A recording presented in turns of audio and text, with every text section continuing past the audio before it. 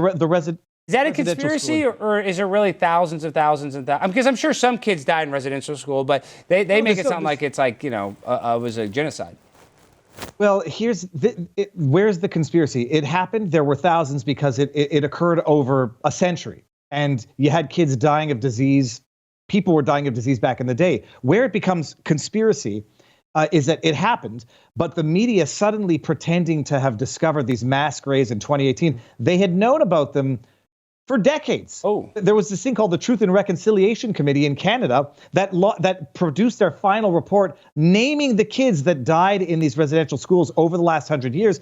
That's been in the government's possession since 2015. And so it's only in 2018, 2019, forget exactly when it was, right before the election, that the CBC, the government-funded media, discovers this crisis that allows Justin Trudeau to run around apologizing, taking photo ops, kneeling over alleged mass graves. The other problem? They weren't mass graves in the criminal, like covering up mass murder type thing, which is what everybody understands from the term mass graves. These were unmarked graves for the kids that were buried hastily back in the day with wooden markers that eroded over time. And from what I understand, some of these purported mass grave sites were not even sites that had bodies in them in the first place.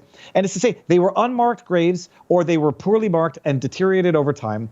A residential schooling system that consisted of taking Indigenous children from their homes for the purposes of assimilation. Why was the government doing it? For the good of the children, the same way they're doing things for the good of the kids now. And it was a known thing. Justin Trudeau's father had a hand in the residential schooling system.